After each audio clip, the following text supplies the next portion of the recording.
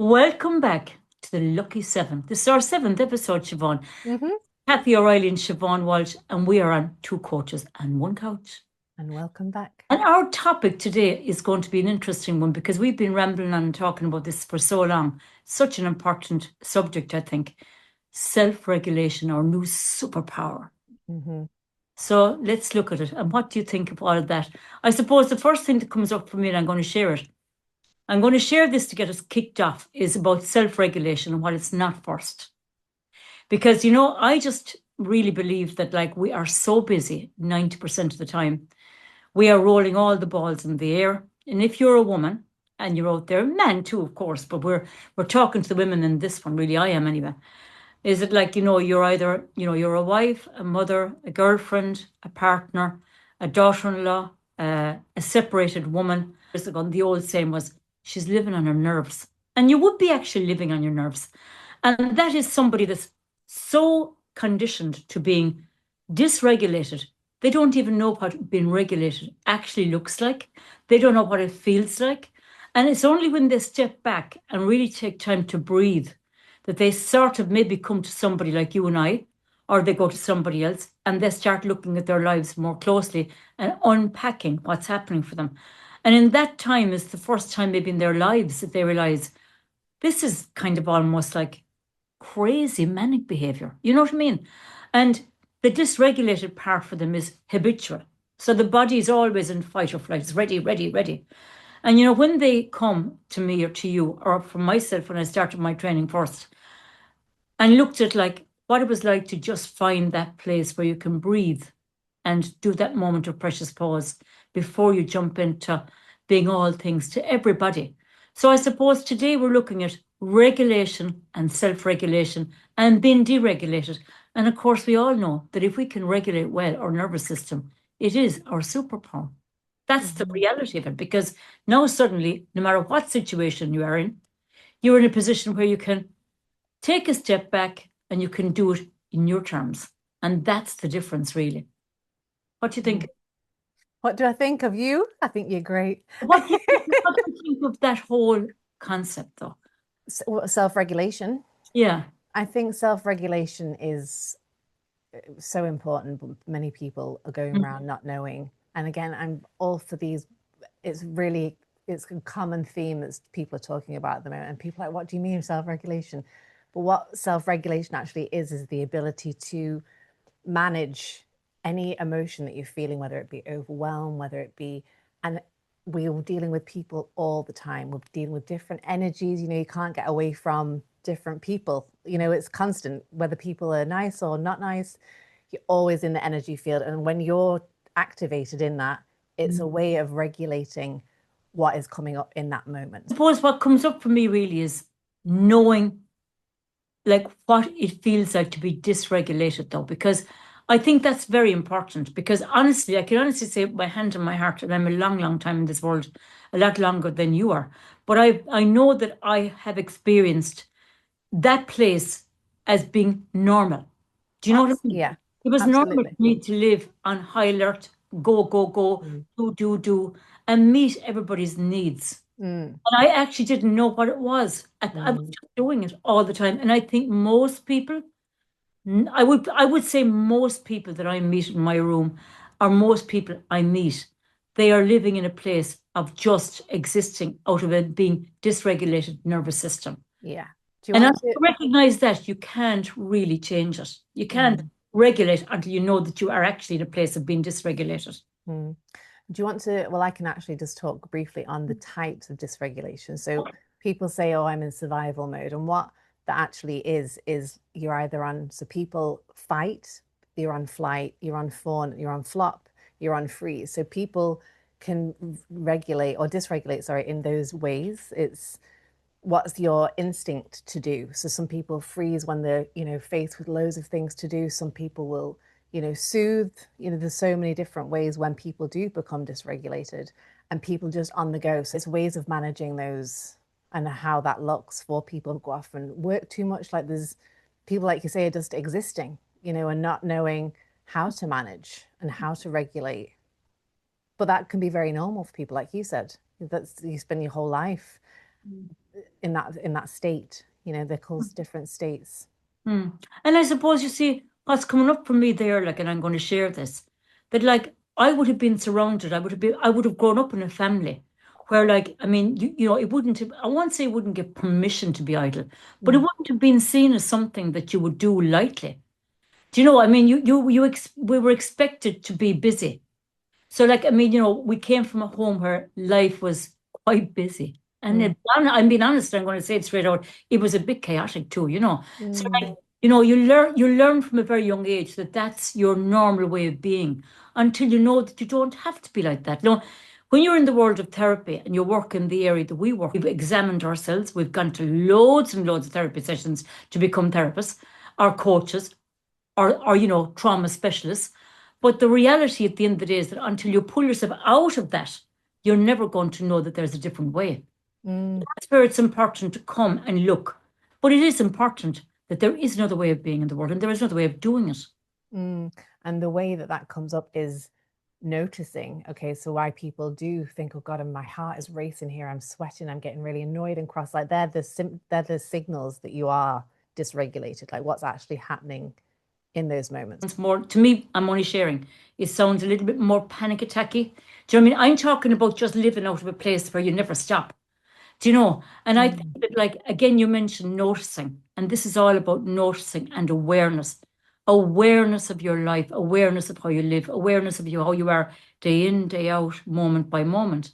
And, you know, the thing about it is that it's beautiful when you start to see it more clearly and you take off the, you know, the blinkers and you start seeing your life more clearly. But it does take a bit of it does take new ways of being, and it does leave the old part of you go, which may not suit everybody, because sometimes that people pleaser part of you is the part of you that you just feel I'm useful. You know, I mean, why would I change that? They all like me. We've spoken about this before, like the different roles and how people operate in families and stuff like that. So that kind of part of, oh, I've always been taught to do, or to, you know, survive, or just get on with things, as opposed to actually thinking, well, actually, no, this is stressing me out, or it's, you know, creating chaos for me. But and it's all depends how you've been brought up, how you are and how you operate. But the dysregulation part, how would you think then it shows up in someone, or why would you feel the need to say to someone, I need to regulate that? Like what symptoms come up? Because you said to me that that's like noticing like a panicky feeling. So what would you feel that is, or Well, how would it come into your room? I suppose how it would affect, and I'm going to use myself as an example. Business, had a lot of people employed, a couple of kids were my two sons, mother-in-law, my mother was aging, quite demanding at the time, poor old ma'am. What I would say was my way of, now looking back on being dysregulated, was kind of walking on eggshells would have been my one. I felt walking on eggshells, you know, I was always checking to see was everybody okay with me. Now, you could say we're all like that, but I'm talking about doing it in such a way that it becomes so big that I was way down the line. I was down the bottom of the line here. I mean, I didn't even think about how tired I was, how worn down I was, how frazzled I was. I was just, again, Friday night coming, or Saturday night for me, because I worked on Saturdays, down to the pub, throw the 20 Rothmans up on the table, big gang of people getting plastered. If that was the case. Now, Did you smoke, Kathy? oh, listen, I didn't really. No, Oh, I have to be okay. honest with you, I didn't. But I puffed away the same as the rest of them. You know, woke up the following morning with Solbit, Nexium, Oh every God. kind of fucking thing you could help. You know, just living out of a place where something had to happen to let a bit of a release in. So, you know what I mean? So, like, looking back at it, we all did that. That Yeah. was the blowout of the weekend. Do you know? So, and then you got up and you got going again and you worked again the whole week through. It sounds terrible, but I was doing it. And I mean, I think that everybody I knew actually was doing that same thing. I wasn't the only one. No. We're all doing it. So I suppose, to me, like, the difference when you actually stand back and look at it, everything is paced differently. Your mindset, your thinking is paced. You stop and think, oh, Jesus, that's a bit much.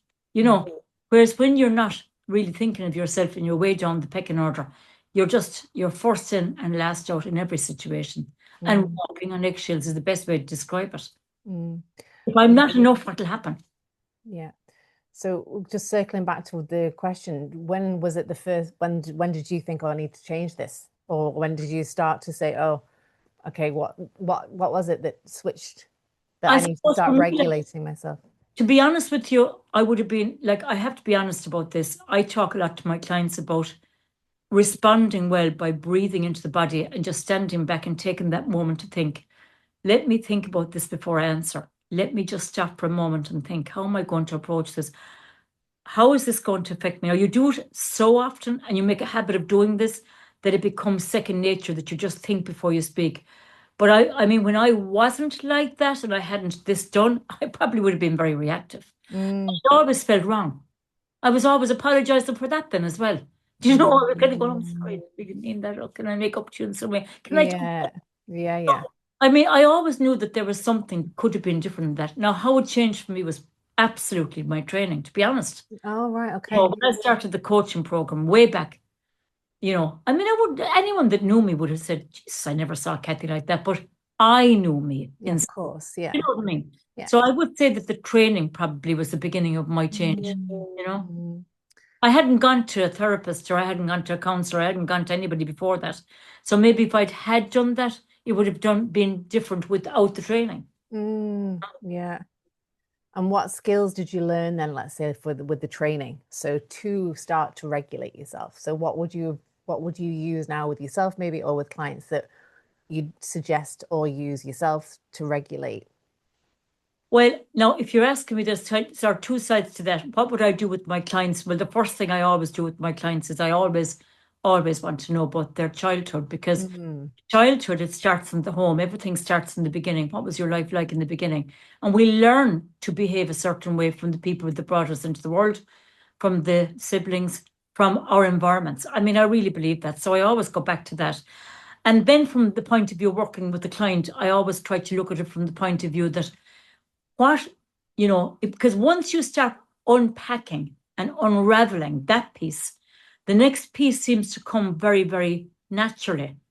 Oh, Jesus, that was tough. All right, let's look at that. What was that like? So now we can start to look at how life is different, because really it's kind of locked in there until it's looked at. Do you know what I mean? So that's what I would do with the client always. And I mean, your 3 or 4 sessions usually gets them out the other end of knowing themselves better.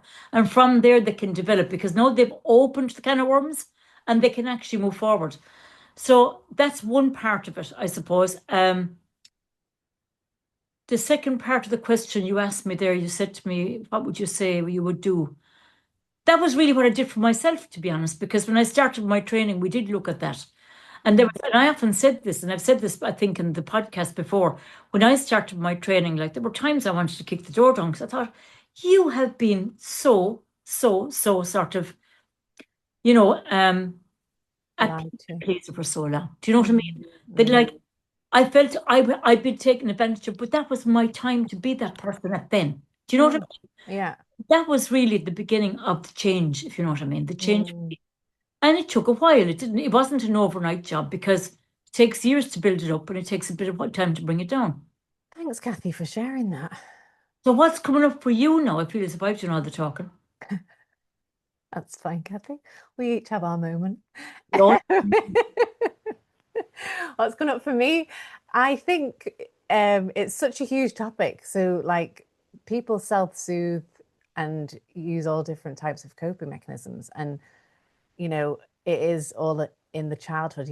I deal with people who've had, it's not just a few sessions, it might take years to come out of, and it's really important that when I'm working with people specifically, how I am with them as well. So, because we're always mirroring each other. So I have to make sure that I'm regulated before I'm with a client, and it might not even be, it could just be doing some breathing. It could just be placing a hand on the heart, the connection with the body. Like that's a good way of, regulating yourself, just bringing back into the present moment. So there's all these different ways. And like for myself, I do so many of these. Like I was just before the call, we were saying, my mind's been racing this week. And last night, I just put my palm here, and I do this a lot. I think it's something from childhood with myself. I put my palm here and my hand on my heart, and I just imagine some light going from my head to my heart and back up, and like this circular motion, and that regulates me straight away. You know, Mm. I can start thinking again, but I'm like, okay, it's bringing me down, rather than in this state of the mind just wandering constantly. Mm. So I suppose it's such a big topic that, and the nervous system it's everything. The nervous system is everything, it's how we operate all of the time. And that Mm. the goal is to have it, a balance that's, tolerable to Mm. the individual. Mm. Mm. Yeah. Yeah, I totally get that. Yeah. Mm. Yeah. So you're very cool and calm. I'm looking at you there and you're making me feel good. You're a cool, calm kind of dude. You are though, Siobhan. You are. You got a cool vibe. You have. And it just, I can see how in a therapeutic environment, I can definitely see how you would definitely help to relax somebody and make them feel just, as you said, just to be and to actually breathe. And like that in itself is the beginning. You see, even though you're doing it and you're saying it and you Mm. are it, but for the Mm. person that walks in, they've never done that. Well, this is the And thing. for them, it's just about getting from there to there for the first bit. But Mm. yeah, it's so Well, important, isn't it, technology, that there's so many ways that you but could be in the world. There are so many ways. And thank you for that, Kath. That's really nice. But also, like, I have had clients that we start singing, we start dancing. Like, there's so many, and always things. What I like to do with people is what they enjoy. I can't do something with someone that they're not going to practice, or they Mm. won't. It's good to try hard things, but you kind of get a feel for what feels good for you. Like, I've tried, Jesus Christ, I'd be lying now if I said I hadn't tried much. I've tried all different types of things, but I love music. I love, singing, and that regulates me straight away. I could put on a soundtrack. I could start crying. I could start jigging around the living room, and I do that with clients as well. I'm like, okay, we'll put that on, and it's all individual, So some people might just want to breathe. Some people like a state that you're like, okay, I'm back to a tolerable window now, Mm. that's that I Mm. can manage in. Invite them to know what makes them feel that, like what, like I'm just talking, I'll sorry for myself. When I hear music, I can start like Yeah. that brings me up, right? And when I need a bit more reflection, let's say, I'll do some meditation. And I do that every day anyway, but I can also go too into myself. So I need to kind of expel the energy, whether it be a run, whether it be Mm. dancing, and figuring out what works for somebody is the most important thing, because that's why there's so many different modalities out there, because there's so much to explore and learn more about yourself by doing that too. Sure. I 100% agree You with you. know? Yeah, I Yeah. 100% agree with you. I think it's important. Yeah. And you love a dance, don't you, Kathy? Oh, I was dancing this morning. See, Yes. even as I say that now, there's an instant lift on I your face. And I'm on my own this morning. What I'm making is that it's just there's a kind of a space to Yeah. just be. Oh, Now, yeah. I'm going to share with you this morning. I was going to my supervisor today, which I love going to. I love my supervisor. He's brilliant. He's a brilliant therapist. And I just love music, right? So I put on a bit of music and I danced my heart out and I recorded it and I shared it in my stories. Oh, good woman. I did because it's good for people to see that you can do that. You don't have Mm. to apologize for movement because it's great release. Hmm. And I'll share a quick little story now. I don't want it to be all about me either, but this is just a story that I read. I read this particular article written by a woman of 70. She said, I had a wonderful life. I've had great kids, a good husband, and a lovely career. But she said, I've just celebrated my 70th birthday. And she said, and I think this is something that you've just brought up, and this is the way I'm going to say it. She said, I can honestly say, she said, that I can't remember when I had joy last. Because she said, even though you could say I was happy, but Mm. my happiness was always according to ticking the box, getting the mortgage paid, rearing the kids, doing the job, cooking the dinner, getting the shopping, all the normal things, but they were doing. And she said, I've never really stepped into the moments of joy fully. So she said, here I was at 70, sitting at my own birthday party, watching everybody enjoying themselves, having a bit of fun. And I thought, I didn't really experience joy. Mm.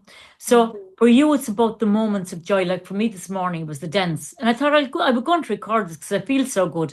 It was joyful. I wasn't thinking, Neil's out there in the kitchen, he's watching something about Trump. I just wanted to be totally free of all that because I don't listen to any of that. Yeah. About myself and all that. So it's about expressing joy too and allowing the space for joy, isn't it? 100%. I love that, Kathy. Mm. Yeah, it's 100% about that. But it's what there's so many things like that people won't do because like, oh, I can't do that. Like even with yoga, for example, anybody can do yoga, but there's an idea that you have to be flexible, you have to be this. No, can just be sitting down and breathing, but people think that they can't do some, oh, I wouldn't be a dancer now. It's like they have to be the best at something. Everybody can move. It's like I love singing as well. Like singing. Yeah. When I sing, I think of nothing else apart from the tune or the words. Yeah. But people are like, oh God, I could never sing. I'm like, everybody can sing. You might not be in tune, Yeah. granted, but everybody can sing. And the sound is the most highest form of connection because it's fantastic. So I do get people to do humming breath. So you breathe in and then you breathe out, but you hum with it. So I'll show you now. You go, and there's a vibration that comes with that, and it's the most relaxing thing. So like it's finding, now that might not bring you a lot of joy, let's say, but putting on and dancing and just letting go, and you might start giggling. Like I'd be cracking up laughing. The dog would be there looking up at me, staring at him, like dancing with the dog. But I'd be cracking up laughing. I'm like, this is having a great old time with myself. But people wouldn't do it as much because they're like, oh God, I've lost the plot. And maybe I have lost the plot. But it brings me joy. Yeah. Brings me so much joy. Well, it's releasing a lot of, the body's moving, flowing. It's flowing, isn't it? Do you know what I mean? It's just the movement is flowing. And when you mentioned about the humming sound, like that vibration straight away, like you feel connected to your body. Yeah. Don't you? Yours as well. Yeah. Yeah. It's super, super helpful anyway, I find. Allowing it, Siobhan. Absolutely. And trying new things, like people like I said there, oh no, I wouldn't do that now, or I can't do that. And maybe there's an element of fear there, or scared to put themselves out there or try something new, but you discover so much about yourself as well when you do. And there's a confidence that comes with that because you've tried it. It might not be for you. I'm not saying everyone should go out and start a dance class, but I suppose it's the allowing, because as you said there, you've mentioned it a couple of times there in the last few minutes about like people don't allow themselves to dance because they're not good enough, or they don't allow themselves to sing because they were told you've no voice. You know what I mean? So they don't, somebody at some stage maybe said that or whatever. Yeah. To allow, this has come back now to the intention, the awareness, and the allowing. Yeah. Yeah, I'm trying to think what else I've kind of drawn a blank. No, I mean, it's just, I suppose we're both sort of just thinking about it, really. Yeah. We can do another podcast about ways that people try and regulate that are unhealthy ways, let's say, of regulating. I think we've all done the unhealthy things at different times. Oh, Christ, I could write. It's all age appropriate or age related as well. Do you know what I mean? I mean, let's be honest, certain things at certain age, 20, 30, they're acceptable, even though they're actually unhealthy. But they're part of what's going on. Everybody's doing it, so you do. Do you know what I mean? It might be something that's unhealthy. Yeah. The point I'm making is it's a different time in your life, different phases, different times. Yeah. To allow, I was watching, I don't know, I'm always on about Richard Hogan. She's the man will be afraid of me if he sees me coming. But start a fan base. I think he's brilliant. But he's great. Podcast, the chat with Brendan O'Connor on RT recently about guilt and shame. I thought it was fantastic, really fantastic. And he said, I still blush every now and then. He said, when I think about myself in UCC years ago, he was going to UCC, for his degree or whatever. He said, I still redden up. I'm just sitting there having a chat with somebody, my head will go red because I remember the embarrassing things that happened. So it's all age appropriate. And the great thing that he said about guilt because I'm just bringing this into it, because this can also dysregulate your memory of, oh my God, if they only knew. Completely. Almost froze moment. If you're speaking to someone and going red, you're not even with the person, you're thinking, so you're completely dissociated in that moment. It's a horrific feeling. Yeah, it is. Yeah. But what he was saying about guilt, he said, it's actually quite a useful thing because, he said, when you do something and you feel guilty about it, you won't go back and do it again. You really won't, because the pain, it's just too heavy a pain to carry to do that. But he said shame is different. Shame is really toxic. Yeah. So, I Shame. mean, sometimes we think, I feel so guilty. Is it Yeah. shame or is it guilt? Yeah. Because talking about guilt being quite useful, I mean, we don't go back. Like, for example, like I mentioned earlier on there, that when we were much younger, in early 20s, like 20s, late 20s, it was all about the weekend and going off and going cracked. Do you know what I mean? Mm. We wouldn't do that now in a fit. Like, my husband is 70, I'm coming up 68. I wouldn't do that. I wouldn't have the energy for it. So it's about looking back and saying there is no guilt in that. That was then, this is now. And that Yeah. regulates you, because sometimes you can get dysregulated, as you said, almost disassociate and remembering things from 20 years ago, 30 years ago, that are still stuck in your body. Do you know? Absolutely. Yeah. I think it depends on the context too, because we're all learning and growing, Yeah. especially when I think of my like late teens, early 20s. You're discovering you're Yeah. figuring things out. But then also then if you're drinking, that's different. So it depends on the context, or if there's something that happens in school that you think, oh, so it depends what you're talking about. But the shame part especially is the hardest thing to deal with. And we both know what it feels like to have that. I remember even, I Oh, think I shared this with you before, or maybe we've spoken about it on the podcast with school. So, and people would be like, oh, what did you get for your points? What points did you get? And I could feel I know. the body. Oh my God. I'd go Oh, a bit right. like Richard now. I'd go, my heart would start and I'd start going right. And by God, I became a champion at changing the subject. I'd be like, oh, and I used to feel that shame if they knew, and I'm to like, even in relationships, I didn't tell people for years later because I'd be so embarrassed. And I yet, on the flip side of that, I've know. come so far because of that. You know what Of I mean? In course. terms of like, it helped me in so many ways because I pushed myself in stuff that I actually really enjoyed to do. But yeah, the feeling, oh my God. And that was with me for years and still comes up at times, like I'm not good enough and Christ, they'll think I'm stupid and all of that can play out. But that same physical feeling of hot and red and Jesus Christ, it's not nice. I just wanted to say thank you for tuning in to episode 7 of The Two Coaches on One Couch. We got cut off, and I just wanted to wrap it up and say thank you for anybody who tuned in and listened to the episodes. And also, if anyone has any questions or wants to reach out with anything that they'd like some advice on, please do get in touch. And you can contact us on siobhanwalshcoaching@gmail.com or Kathy O'Reilly Coaching@gmail.com. And also our Instagrams are Kathy O'Reilly Coaching and Siobhan Walsh Coaching. So thank you so much, and we'll see you next time for Two Coaches on One Couch for episode 8. Have a wonderful weekend. Bye.